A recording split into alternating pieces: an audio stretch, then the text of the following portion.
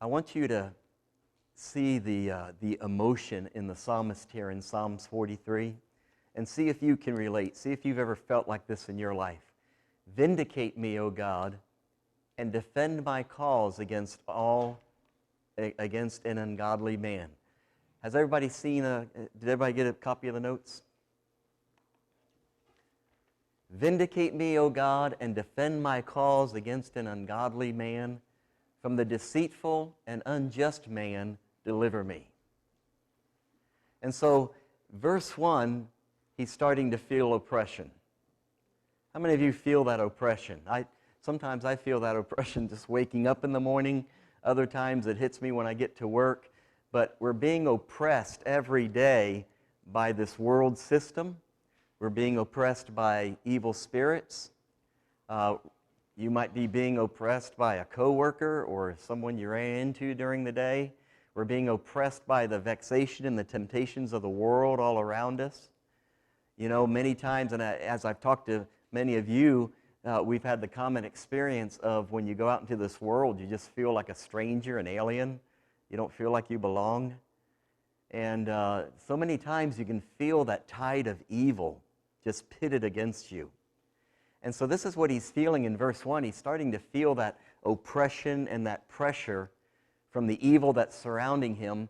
And he says in verse 2, "For you are the God in whom I take refuge. Why have you rejected me?" Now, we know God didn't reject him. And we know God doesn't reject us, but how many of us feel like it sometimes? When prayers go unanswered, or when things don't seem to change, or they don't seem to change as quickly as we would like them to, and we think, God, why is this happening? Why don't you do something? And so that's why have you rejected me? And I wanted you to see here, and we'll go back to the verse in a moment, but oppression turns into discouragement if you don't know how to handle it. And discouragement is a very dangerous emotion. A very dangerous trap of the enemy, because discouragement can turn into despair. When the discouragement comes on, you just start to kind of get down and think, well, gee, this is awfully hard, and why aren't things changing, and nothing I do seems to help, and God, why aren't you doing something? And then that can turn into the despair of hopelessness of, why even try anymore? And that's the real danger point. That's when you commit spiritual suicide and just give up. And then that despair, unfortunately, can turn into bitterness, where you're just bitter in soul. Think about this, and think about what you might be going through now in a trial, or think about trials in the past. These are some real danger signs that you have to be very careful of. That bitter soul, where you just where the despair, the hopelessness now turns into anger, and you're just mad at the world. That bitterness turns into resentment, where now it's not just that you're bitter in your own heart, but now you're angry at other people, angry at God. You resent them for what they have because they apparently have what you are looking for and can't get. And so that bitter soul turns into resentment, and then the resentment turns into accusation. You stole it from me. You don't deserve that. I deserve that. You're no good. How did you get it? And this is what's happening here with the psalmist when in verse 1 he's experiencing the oppression, and you can kind of see him doing the tailspin deeper and deeper through these emotions, to where in verse 2 now he says, he starts to accuse God. Why have you rejected me? Have you ever felt that way? It comes from taking your gaze off of Jesus and starting to look at the circumstances. That's the bottom line. That's the simple reason why this starts to take place in our hearts. Why do I go about mourning because of the oppression of the enemy? God, you're supposed to be doing something and you're not. What's going on, God? And so we saw the different degrees of emotion that we can kind of spiral down into when our gaze is off of Jesus, when we take our eyes off of the Lord. Now he continues on, and he's going to rebound here. You all ready for a rebound? Rebounding is good, right? When you come back to your senses and you repent. He says in verse 3, "Send out your light and your truth." in the darkness of oppression that just seems to be smothering you, he cries out, God, give me some light. I'm in a dark, dark place. And boy, how dark that darkness can get when that bitterness and resentment and the discouragement starts to set in. How dark can depression get, huh? Any of you ever been there before? And he's saying, God, I need your light. I need you to show me something good. I need to be assured that the sun will rise again. Send out your light and your truth. I'm being filled with distractions and confusion and lies. I'm being filled with accusations against me. I've got condemnation going on, Lord. I've got all these things going on. I need you to speak the truth about what you're doing in my life, about the plans that you have for me for good and not evil. Let them lead me. Let the light and your truth lead me. Let them bring me to your what? To your holy hill and to your dwelling. And so whenever any of these emotions start to hit, like we were talking a little bit, I believe, Sunday morning, these are warning signs. These are red flags. When these emotions start to hit, you need God's light and God's truth to lead you back to His holy hill. In other words, you need to get back into the presence of God. Your heart has wandered too far away from His throne, and you're no longer sensing His presence. He says, once that happens, then I will go to the altar of God, to God my what? Exceeding joy. It's so wonderful when you finally get back to the throne, and when your gaze breaks through to His gaze upon you, and the darkness is shattered, and the oppression leaves, and all of these emotions dissipate, and the bondage is broken, and now you can begin to see clearly. You can see, not only can you see light at the end of the tunnel, light has re-entered your soul once again, and you have that joy back. You have the joy of your salvation. He says, and I will praise you with the lyre, O God, my God. Praise returns back to your heart. Why are you cast down, O my soul? And why are you in turmoil within me? And he's asking a rhetoric question here, because he's on the rebound. And he's saying, what is wrong with you, soul? Why did you get so downcast? What is your problem? Don't you know that God is for you, and God is taking care of you? And when God is taking care of you, you don't have to care for anything. Take no thought. Hope in God, for I shall again praise Him, my salvation and my God. There was a lapse. I forgot the blessings that I had. I stopped praising Him. I stopped magnifying Him, but I'm going to return and start praising Him again, because now I've got my sight back. I've got the light back. I put there just some things for you to think about tonight when you're in prayer. When you fix your gaze upon Jesus, the impossible becomes possible. The weakness turns into strength. Fear turns into faith. Depression turns into joy. This is all things that His presence can do for you tonight. Oppression turns into victory. Trial turns into blessing. Bondage turns into freedom. Lust turns into purity. And death becomes life. All in His presence. Just as your heart connects with His heart, your eyes connect with His eyes as you turn your eyes upon Him. Hebrews chapter 12, verse 1. Therefore, since we are surrounded by so great a cloud of witnesses, let us lay aside every weight and the sin which clings so closely. I mean, every day we go out into this world, the vexation, the oppression, the darkness is right there. It clings to us so closely.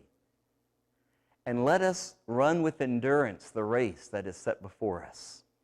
Each one of us has a race.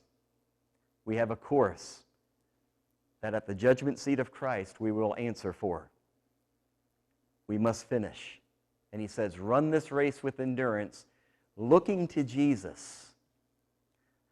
Looking, and I've shared this before, but that looking is such a strong word in the Greek. It actually comes from two Greek words. One of the words means to look at or to fix your eyes upon, and the other Greek word that makes up this one word means away from everything else. And so you come up with a very simple definition to look away from all else. As you're fixing your eyes on Jesus, you look away from all else. We need to be very careful what we allow into our life. You know, the goals that you set. It was funny, it really wasn't funny. In one of the conferences this week, I was overhearing one of the guys talk to someone, and you know, he was a very fit, lean guy, and you know, and these numbers probably aren't going to be right, but I thought I heard him say something like, you know, yes, my body fat is 15%, and I'm trying to get it down to like 12.5%, and you know, he was very proud of that as he was telling this other person. And it was dessert time, and so I think he was explaining why he wasn't eating any dessert. But now, you know, that's an admirable goal, I would guess. I've never experienced it in my life, but I guess that's an admirable goal. And I'm just using that as an example. Whatever goal you set in your life is a potential distraction from fixing your eyes upon Jesus. You know, if you have the goal of, you know, I want to have this much money in an IRA account, and so I'm working towards that goal.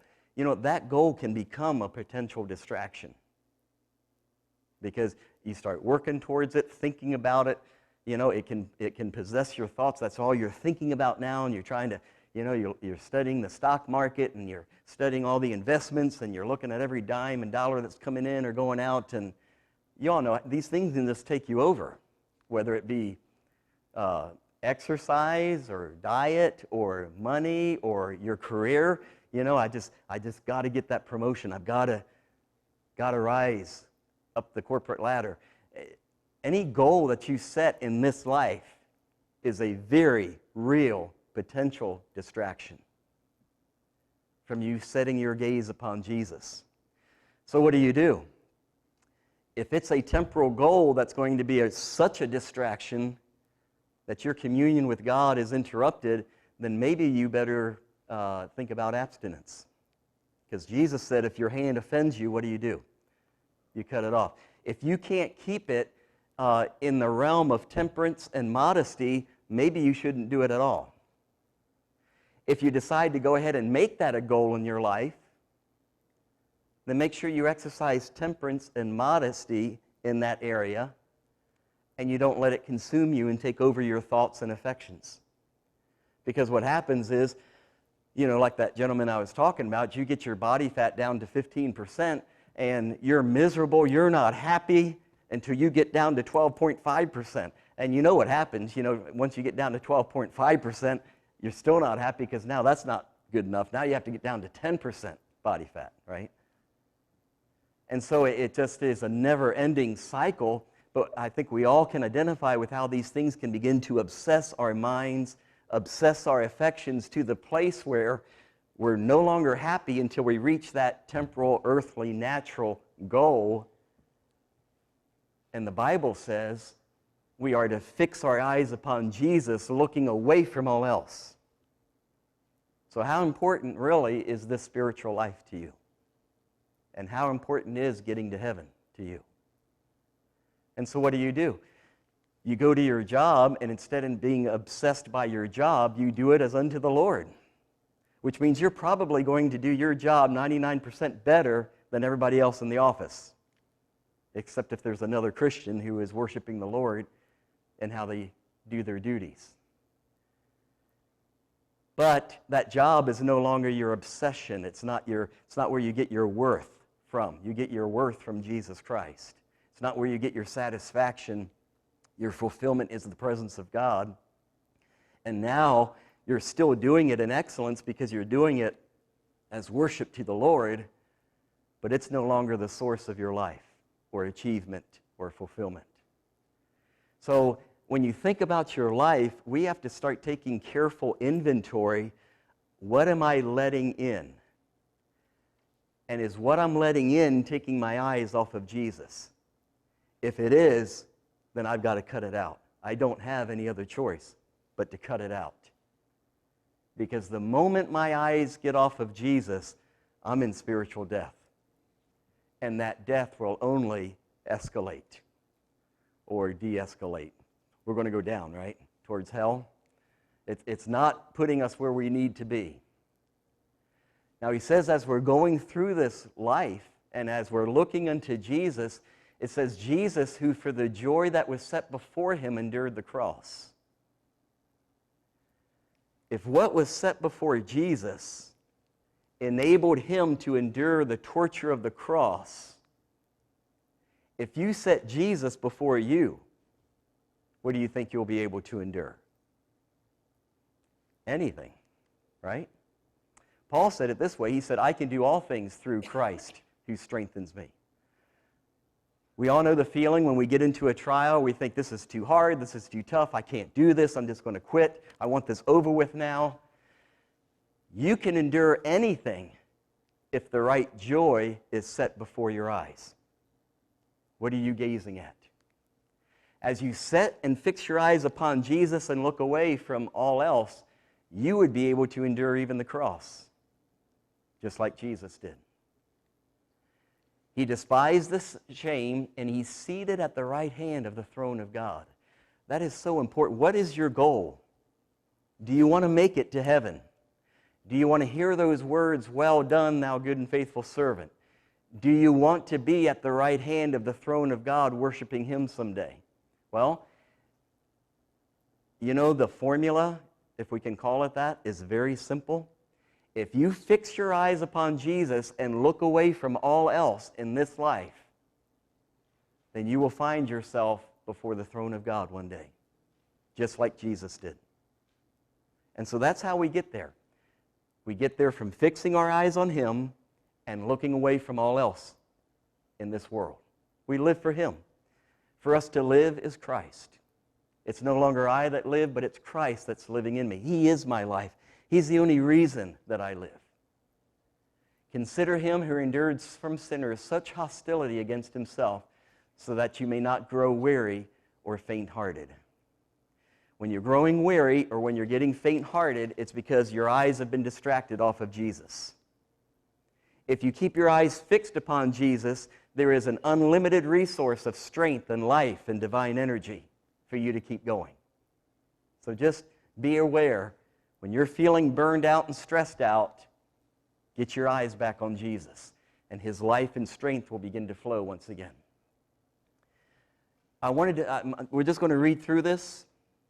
I'll try to keep my mouth shut and all commentary back, but this is a fantastic passage by A.W. Tozer. Okay? You can read it off the screen. You may want to read it off your sheets because this may be too small for you. But let's just read it before we go to prayer. A.W. Tozer. This is in the book, The Pursuit of God. I trust you all have a copy. If you don't, let me know. We'll get you a copy.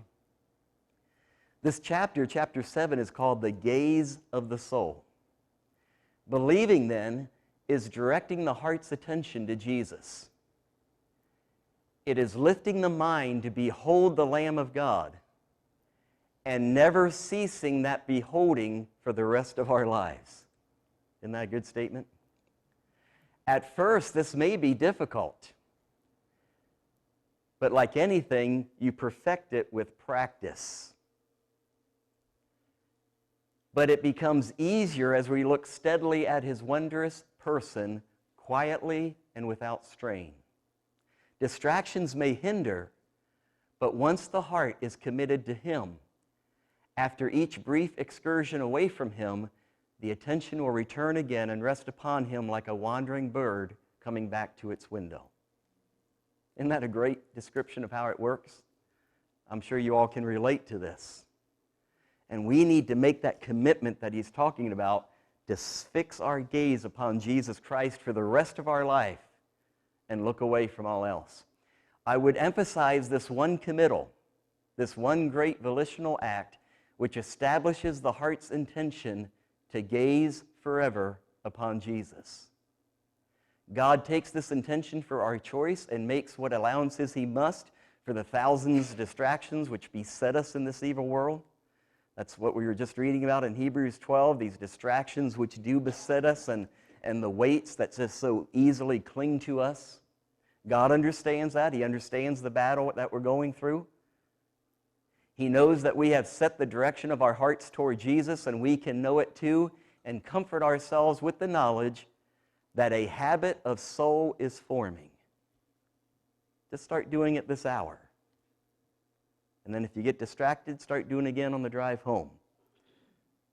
And then if you get distracted with some slowpoke driving in front of you, once you get home and you pull into the driveway, start it again.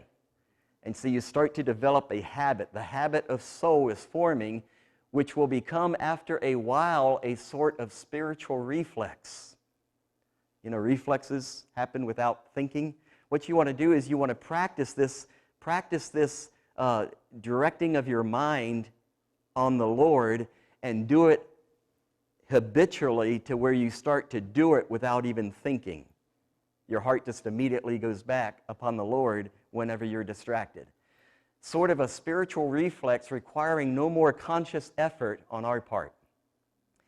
Faith is the least self-regarding of the virtues. You have to think about that one for a moment. In other words, what he's saying is faith is not conscious of self. It is by its very nature scarcely conscious of its own existence.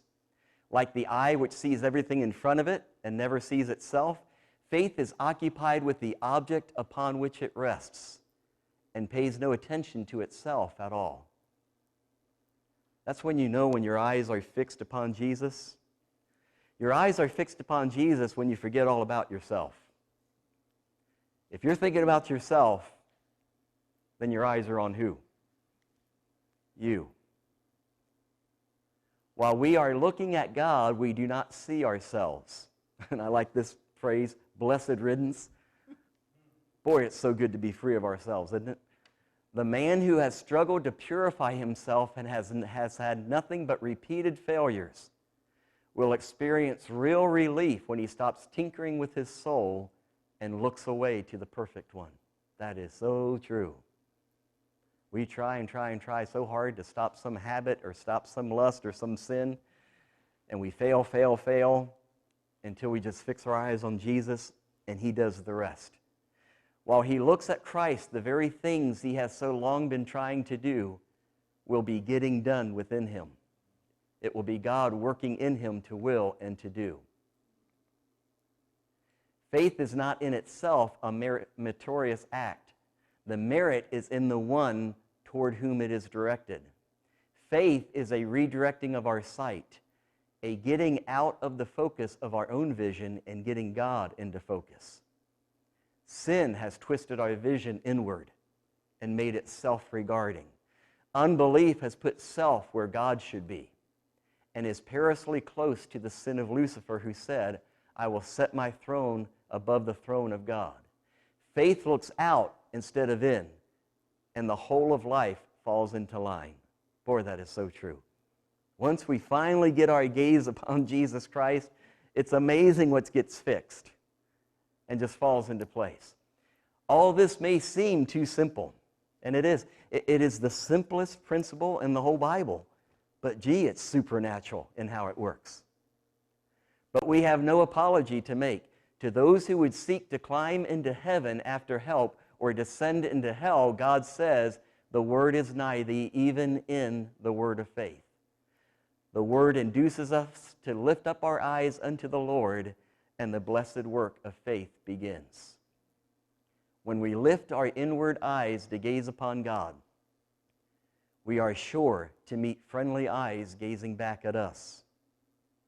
For it is written that the eyes of the Lord run to and fro throughout all the earth. The sweet language of experience is, thou, God, seest me. When the eyes of the soul looking out meet the eyes of God looking in, heaven has begun right here on this earth. Isn't that a good description? And boy, it's just so true. You know, as we're in prayer tonight, you may want to take a few moments just to read through that and meditate on some of those lines, because it's Geez, it's just so well said. I don't think anybody could say it any better than that.